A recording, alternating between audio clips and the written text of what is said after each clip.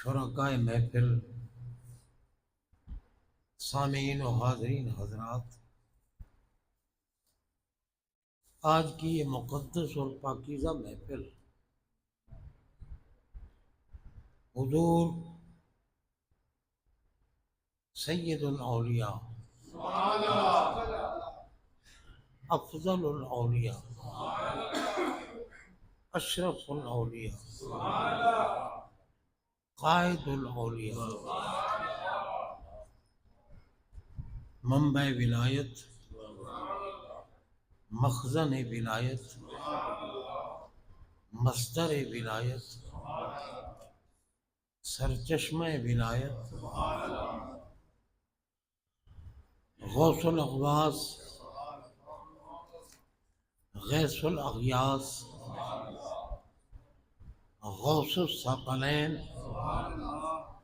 غیث الکونین، نجیب الطرفین، محبوب سبحانی، قطب ربانی، غوث صمدانی، شہباز لامکانی، قندیل نورانی، الشیخ السید میراں محی الدین عبد القادر جیلانی الحسنی والحسین رضی اللہ تعالی عنہ کی بارگاہ میں عقیدت کے پھول نچھاور کرنے کے لیے منعقد ہے۔ الحمدللہ پوری محفل میں غوث پاک کے آبا و اجداد کا ذکر ہے،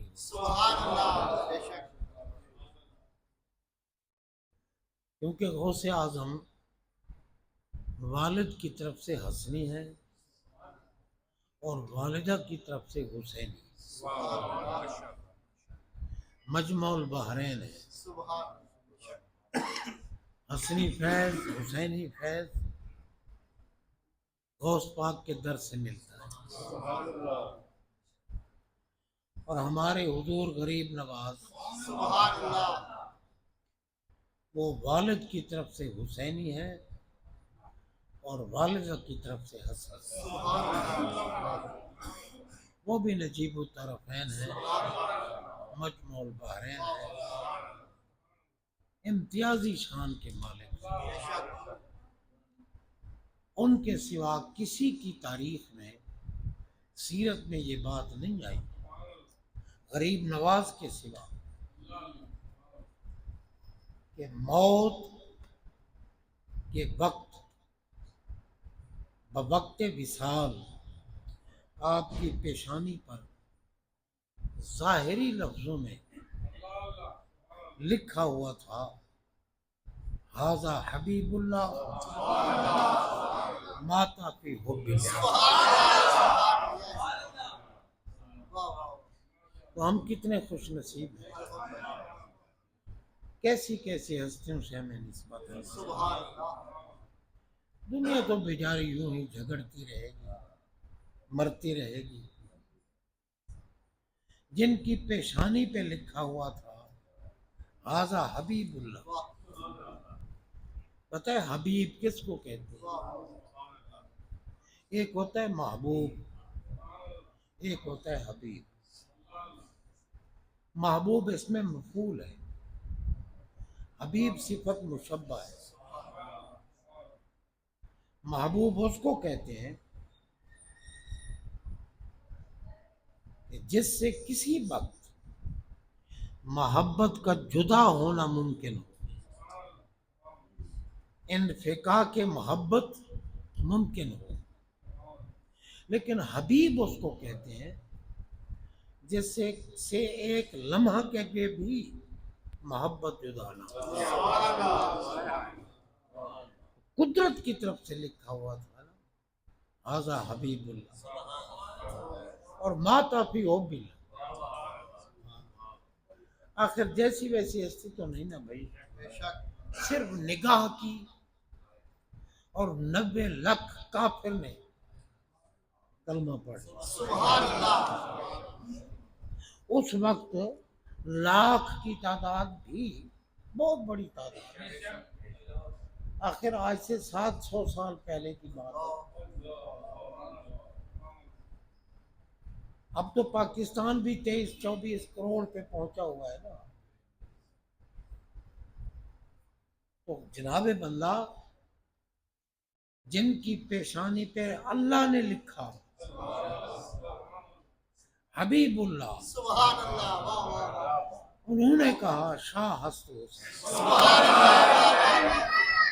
نعرہ تکبیر، نعرہ رسالت، نعرہ حیدری۔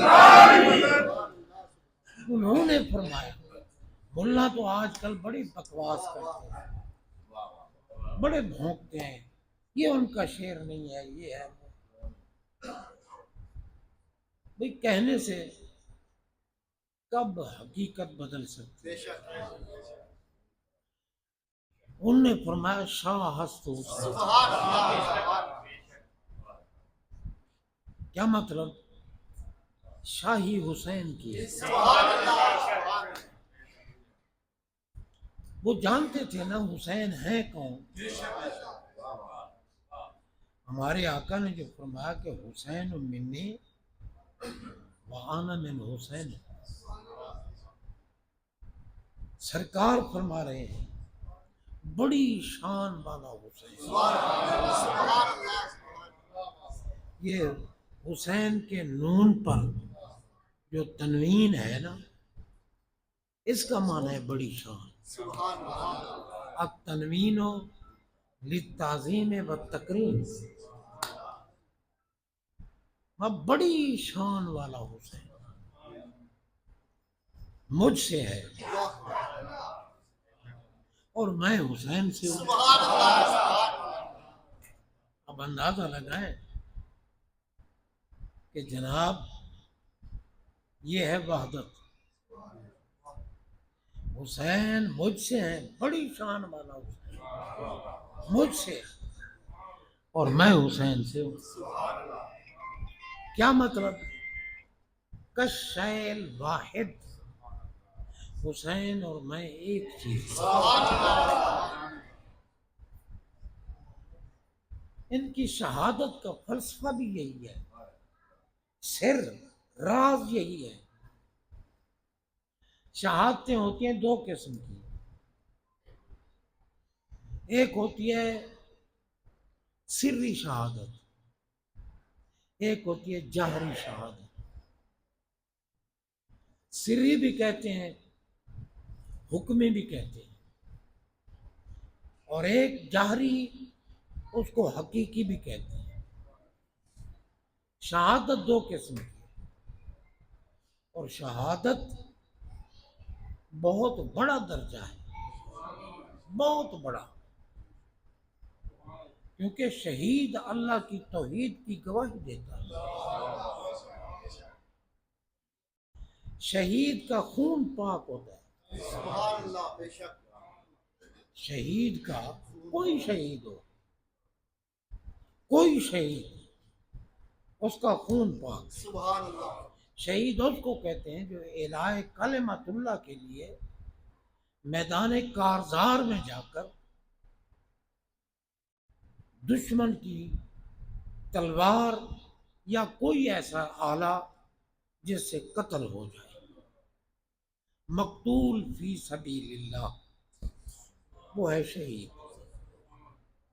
اس کو کہتے ہیں شہادت حقیقی، ان کا خون پاک ہے۔ اسی لیے حکم ہے کہ شہید کو غسل نہیں دینا، شہید کے کپڑے خون آلودہ نہیں اتارنے، شہید کا جنازہ پڑھو انہی کپڑوں سمیت، خون آلودہ جسم سمیت جنازہ پڑھو اور دفن کرو۔ شہید سے قبر کے سوالات نہیں ہوتے۔ سبحان اللہ۔ شہید ہر کوئی میدان حشر میں پریشان ہوگا، شہید مطمئن ہوگا۔ سبحان اللہ اپنے خاندان کے 70 آدمیوں کی جن پر جہنم واجب ہو چکی ہوگی ان کی شفاعت کرے گا۔ یہ عام شہید کی بات ہے، اور یہ اب بتاؤ جب نبی کے نوکروں کی شہادت کا یہ مقام تو خود نبی پاک کی شہادت کا مقام کیا ہے؟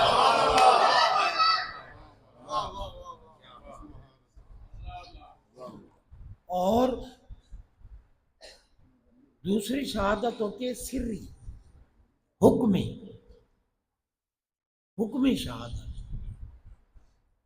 وہ کیا ہے؟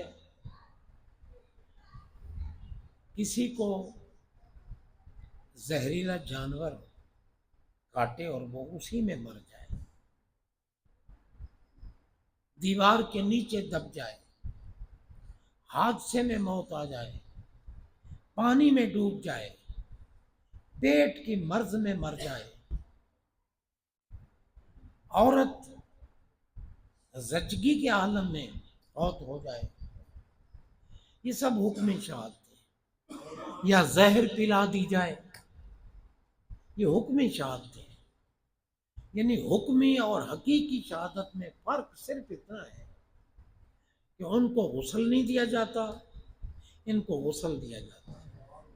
ان کو کفن نہیں پہنایا جاتا، ان کو کفن پہنایا جاتا ہے۔ ان کو اس لیے نہیں پہنایا جاتا کفن اور غسل کہ اللہ فرماتا ہے تمہارے پانی میں وہ طہارت اور پاکیزگی نہیں جو شہید کے خون میں پاکی ہے۔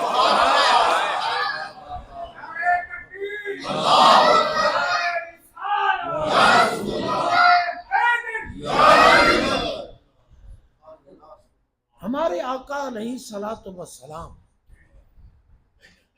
جامع الکمالات ہیں بے شک اور قاسم الکمالات بے ہیں۔ شک کوئی کمال ایسا نہیں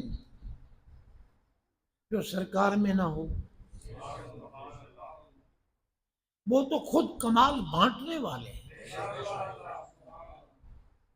کوئی ایسا کمال نہیں جو سرکار میں نہ ہو، لیکن ظاہری طور پر آپ دیکھیں کہ سرکار کسی میدان میں قتل نہیں ہوئے، کوئی آلہ ہی نہیں بنا تھا، کوئی بندہ ہی نہیں بنا تھا جو سرکار کو معاذ اللہ قتل کرتا۔ بے شک کیوں؟ جس ذات کا محافظ قادر مطلق ہو، ہمارے آقا کی ذات پاک کا محافظ خود اللہ تعالیٰ سے۔ سبحان اللہ قرآن پاک میں واللہ یعصمک من الناس، سبحان اللہ کہ اللہ اے محبوب تمہارا اللہ لوگوں سے تمہاری حفاظت کرنے والا ہے۔ سبحان اللہ جب خود عاصم اللہ ہے، واہ واہ محافظ اللہ ہے، کون قتل کر سکتا؟ بے شک ہمارے آقا نے عرض کی یا اللہ شہادت تو بہت بڑا منصب ہے، شہادت کا جوہر ہمارے آقا میں تھا، کیونکہ جب تک کسی شے کا جوہر نہ ہو اس وقت تک اس شے کی طلب نہیں ہوتی۔ بے شک یہ بات اتفاقاً چل پڑی ہے، میں کہنا کچھ اور چاہتا تھا۔ جب تک کسی شے کا جوہر موجود نہیں، انسان میں اگر پیاس کا جوہر ختم ہو جائے پانی نہیں پیے گا، بھوک کا جوہر ختم ہو جائے کھانا نہیں کھائے گا۔ جوہر ہوگا جس شے کا اس شے کی طلب پیدا ہوتی ہے۔ جوہر تو تھا، ہمارے آقا نے فرمایا لَوَدِدتُّ ان اقتل فی سبیل اللہ ثم احیا ثم اقتل ثم احیا ثم اقتل ثم احیا. سرکار میں کہ میں پسند کرتا ہوں، میں چاہتا ہوں کہ میں اللہ کے راستے میں قتل کیا جاؤں، پھر مجھے زندہ کیا جائے، پھر قتل کیا جاؤں، پھر زندہ کیا جائے، پھر قتل کیا جاؤں، پھر زندہ کیا جائے. بتا رہے ہیں کہ میاں اللہ کے راستے میں قتل ہونے کا مرتبہ کتنا بلند ہے. میں محمد خواہش کر رہا ہوں کہ میں قتل کیا. تو حضرات محترم،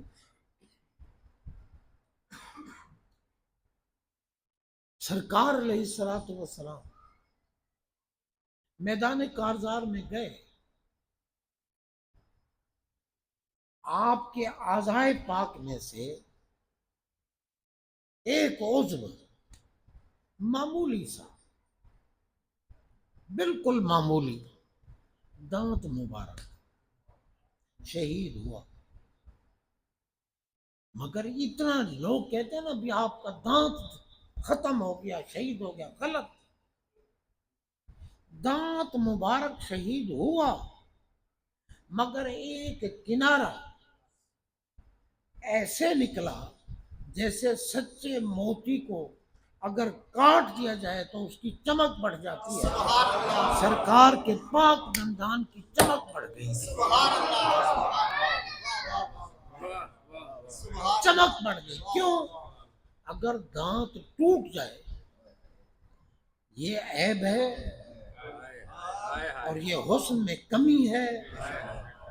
اور وہ رب کا حبیب، وہ اپنے محبوب کے حسن میں کمی کیسے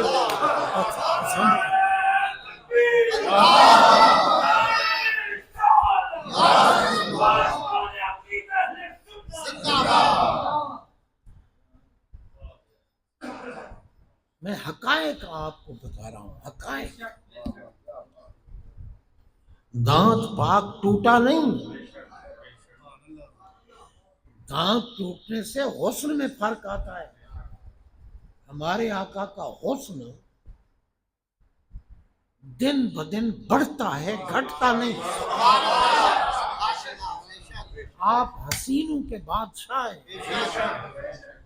وَلَلْآخِرَةُ خَيْرٌ لَكَ مِنَ الْأُولَىٰ. رب فرماتا ہے کہ محبوب آپ کی ہر آنے والی گھڑی پہلی سے افضل ہو، پہلی سے افضل. سرکار کے حسن میں زیادتی ہوتی ہے، کمی نہیں ہوتی. لیکن دکھانا یہ تھا کہ بھائی شہادت کے لیے میدان میں جانا بھی ہے، عذر کا کٹنا بھی ہے. تھوڑا سا کٹوا دیا، میدان میں بھی گئے. اور جناب بندہ آپ کا خون پاک بھی جسم اطہر سے نکلا، مگر زمین پہ نہیں جانے دیا. ٹھیک ہے نا جی. سرکار علیہ الصلوۃ والسلام کو زہر کھلائی گئی. آپ خیبر میں تھے، یہودیہ بوٹیوں میں زہر ملا کے لائی، سرکار کی بارگاہ میں پیش کر دی. کیونکہ یہودیوں کا عقیدہ ہے کہ نبی کو کیا پتا کہ کیا ہو رہا ہے. یہودیوں کا عقیدہ زہر ملا کے لائی. اس وقت سرکار عالم استغراق میں تھے، اللہ کے انوار و تجلیات میں گم بیٹھے تھے، توجہ نہیں تھی. وَوَجَدَكَ ضَالًّا فَهَدَىٰ. سبحان اللہ، سبحان اللہ. توجہ نہیں تھی دنیا کی طرف. تو جناب ایک بوٹی اٹھائی، کھا لی. پھر آپ کی توجہ جب بوٹیوں پر پڑی تو بوٹی بول پڑی کہ سرکار ہم میں زہر ہے، آپ نہ کھائیں. بوٹی بول پڑی. تو جناب بندہ اس سرکار کی توجہ ہو تو پتھر بول پڑتے ہیں. ہر شے کو قوت تکلم مل جاتی ہے اگر میرے آقا کی توجہ ہو.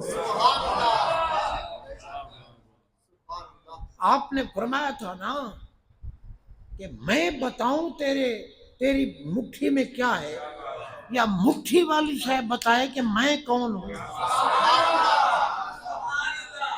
تو سرکار کی تو توجہ ہوئی اور کنکریاں بھی بول پڑی. زہر پلائی گئی کھلائی گئی مگر اسے بھی آپ کو موت نہیں آئی. میدان کاوزار میں گئے قتل کوئی نہیں کر سکتا تھا. تو یا اللہ جب مجھے قتل ہی کوئی نہیں کر سکے گا اور میں زہر کھاؤں گا اور پھر بھی موت نہیں آئے گی تو پھر شہادت کا منصب مجھے کیسے ملے گا. جوہر شہادت تو ہے نا مگر میری شہادت کا ظہور کیسے ہوگا ظاہر کیسے ہوگا کہ میں شہید ہوں. میں محبوب ہم قادر مطلق کسی درخت پر اگر پھل لگے نا اور وہ پھل توڑو اور پوچھو کہ یہ کس کا پھل ہے. اب درخت ہے آم کا پھل توڑا پوچھا یہ کس کا پھل ہے کہتے ہیں یہ آم کا پھل. ٹھیک ہے نا. فرمایا پیارے آپ ہو درخت کی مانند آپ کی ہم نے بنائی ہیں دو شاخیں. ایک شاخ کا نام ہے حسن دوسری شاخ کا نام ہے حسین. حسنی شاخ پر سری شہادت کا پھر لگے گا اور حسینی شاخ پر جہری شہادت کا پھل لگے گا. اصل یہ راز تھا. ملا اندھے کو کیا پتا وہ تو بھونکتا ہے. نبی علی مشکل کشا ہوتے تو بیٹے کو بچا نہ لیتے. یہ اللہ کی رضا تھی ورنہ یہ تو اللہ تعالیٰ کے محبوب ہیں سارے. تو جناب بندہ فرمایا حسنی شاخ پر سری شہادت کا پھل لگے گا حسینی شاخ پر جہری شہادت کا پھل لگے گا. وہ سری شہادت بھی آپ کی ہوگی یہ جہری شہادت بھی آپ کی ہوگی. اس لیے نہ حسن پاک کی سری شہادت جیسی پوری کائنات میں کسی کی سری شہادت نہیں اور حسین پاک کی جہری شہادت جیسی کسی کی جہری شہادت نہیں ہے. ہر کوئی خود میدان میں جاتا ہے قتل ہو جاتا ہے شہید ہو گیا مگر رب نے دکھایا آخر میں اپنے محبوب کے کندھوں پہ جو بٹھا رہا تو یوں ہی تو نہیں بٹھا رہا نا. ان کے سامنے ان کا پورا خاندان کنبہ شہید کیا جائے گا باوجود اس کے حسین کمزور نہیں ہوگا. ورنہ بابا دیکھیں اولاد کتنی پیاری ہوتی ہے. جب ماں باپ کے سامنے جوان بیٹے کا جنازہ پڑا ہو تو ان کی کیفیت کیا ہوتی ہے ان کی حالت کیا ہوتی ہے. وہ بے ہوش ہوتے ہیں وہ بےتاب ہوتے ہیں وہ عجیب غم کے سمندر میں غوطے کھا رہے ہوتے ہیں مگر کروڑوں سلام حسین پاک آپ کی عظمت کو سب سامنے لاشیں پڑی ہیں سب کے سب بیٹے ہیں بھتیجے ہیں غلام ہیں عزیز ہیں سب سامنے پڑے ہوئے ہیں مگر حسین پاک کمزور نہیں ہوئے پھر بھی گھوڑے پہ سوار ہو کے میدان میں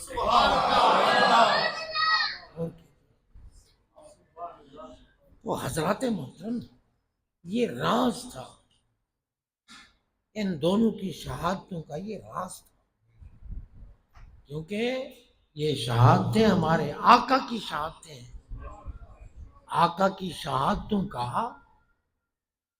صورتاً ظہور ہونا تھا، اس لیے یہ شہادتیں ہوئی۔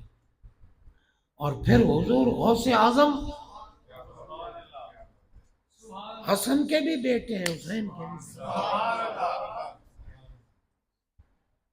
اور جب ولادت ہوئی نا غوث پاک کی ولادت ہوئی، ہمارے آقا تشریف لائے اور ائمۃ الہدیٰ ساتھ تھے، حسن پاک بھی ساتھ تھے، علی پاک بھی ساتھ تھے، حسین پاک بھی ساتھ تھے، سب ساتھ تھے۔ اور آپ نے آ کر غوث پاک کے والد گرامی کو فرمایا، یا ابا صالح آتاک اللہ ابنا صالحا، اے ابو صالح مبارک ہو تجھے، اللہ نے تجھے صالح بیٹا عطا فرمایا۔ اب میں 11ویں منانے والوں کو مبارک میں پیش کروں، ہمارے آقا میں عند ذکر صالحین تتنزل الرحمہ، جب صالحین کا ذکر ہوتا ہے تو رحمتوں کی برسات ہوتی ہے۔ ان پاگلوں کو کیا پتا، غوث کو صالح میرے آقا نے فرمایا، غوث اعظم صالح ہیں۔ جب 11ویں ہوتی ہے، غوث اعظم کا ذکر ہوتا ہے، وہاں رحمتوں کی برسات ہوتی ہے، آنے والوں کی بخشش۔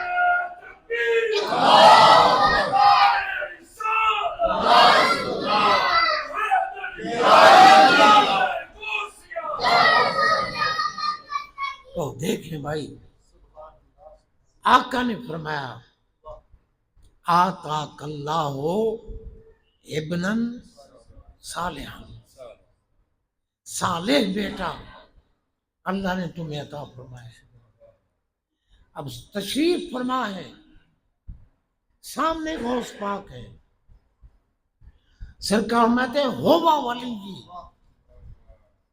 اب ہوا ضمیر واحد مذکر غیب کی ہے، غیب کی ضمیر ہے ہوا، وہ بیٹھے قریب ہیں کہتے ہیں ہوا، تو پھر ہوا کیوں کہا؟ اس لیے کہ وہ جسمانی طور پر غیب نہیں تھے، رتبے کے اعتبار سے بلند و بالا تھے، میں ان کا مرتبہ اتنا اونچا ہے کہ عام لوگوں سے غائب ہوگا۔ جیسے آپ دیکھیں حضرت سیدہ مریم سلام اللہ علیہا اپنے حجرے میں بیٹھی ہے اور آپ کے کفیل تھے حضرت سیدنا زکریہ علیہ السلام۔ زکریہ علیہ السلام آئے اور آپ نے دیکھا تو آپ کے حجرے میں پھل پڑے ہیں، آپ حیران ہو گئے، میں نے تو پھل نہیں دیے، یہ مریم کے پاس پھل کہاں سے آ گئے، کون دے گیا ہوگا، کفیل تو میں ہوں۔ تو پوچھا یا مریم انا لک ھذا، انہوں نے فرمایا ھذا انا لک ھذا، یہ پھل تیرے پاس کہاں سے آئے ہیں، یہ قرآن کی بات کر رہا ہوں۔ تو سیدہ مریم سلام اللہ علیہا نے کیا فرمایا، انہوں نے فرمایا کہ ہوا، انہوں نے ھذا نہیں فرمایا، انہوں نے کہا ہوا من عند اللہ، یہ عام باغوں کے پھل نہیں ہیں، ہوا اس لیے کہا کہ بہت رتبے کے اعتبار سے کہ ان کا مرتبہ بہت بلند ہے، کیوں؟ اللہ نے خود بھیجی ہے۔ جس طرح انہوں نے پھلوں کی عظمت اور مرتبہ ظاہر کرنے کے لیے ہوا کہا، میرے نبی نے غوث اعظم کی عظمت ظاہر کرنے کے لیے میں ہوا،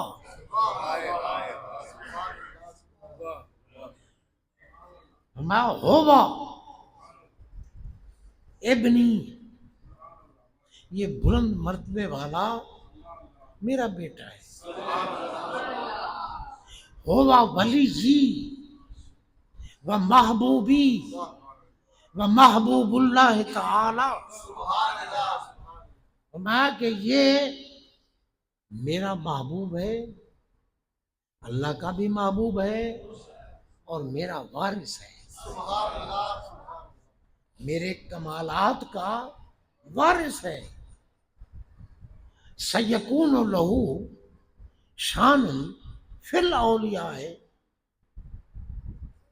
والاقطاب کا شانی بین الانبیاء والرسل۔ میں ان قریب تو دیکھے گا کہ یہ ولیوں اور کتبوں میں ایسے بلند ہوگا جیسے نبیوں اور رسولوں میں بلند ہوں۔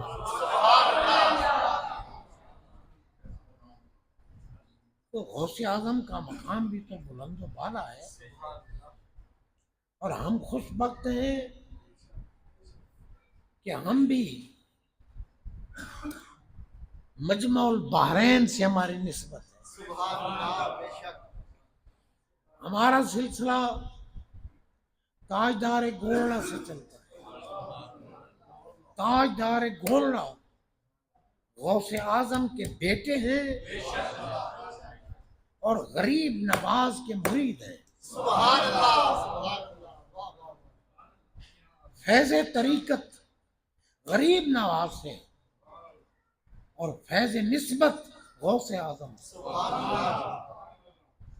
غوث اعظم کا فیض بھی اسی سلسلے میں ملتا ہے اور غریب نواز کا فیض بھی اسی سلسلے میں۔ میں جب اپنے پیر خانے حاضری دیتا رہتا ہوں تو وہاں اکثر قوال جو ہے نا وہ غوث اعظم کی منقبت پڑھتے تھے، غریب نواز کی نہیں پڑھتے تھے، کیونکہ ہمارے مرشد کے مرشد مولا شریف والے ہیں، وہاں غوث پاک کا چرچا ہوتا تھا اور تقریر میری ہوتی تھی، تو میں نے تقریر کرتے ہوئے کہا، میں نے کہا قوالو غریب نواز کا فیض ہے یہاں، ہم غریب نواز کے سلسلے سے منسلک ہیں، تاجدار گولڑا کی نگاہ کرم ہے، لیکن سلسلہ طریقت کا فیض گولڑا کے تاجدار نے بھی غریب نواز کا دیا ہے، اس لیے غریب نواز کی منقبت ضرور پڑھا کرو۔ اب پڑھتے ہیں۔ تو حضرات محترم، غوث اعظم بڑی شان کے مالک ہیں اور مقام و مرتبہ بلند و بالا ہے۔ وقت کیونکہ کافی ہو گیا ہے اور میں لمبی تقریریں نہیں کر سکتا، بس اسی پہ اکتفا کرتا ہوں۔ اللہ تعالیٰ کرم فرمائے۔ میں آپ کو عام کرامتیں نہیں سناتا کیونکہ پھر ملا لوگ اعتراض کرتے ہیں، دیکھو جی یہ کہہ دیا یہ کہہ دیا۔ میں کہتا ہوں کہ یار کرامت سناؤ نا، تو اس کرامت کا جواز قرآن و حدیث سے پیش کیا کرو تاکہ کوئی معترض اعتراض نہ کر سکے۔ اللہ تعالیٰ قبول فرمائے۔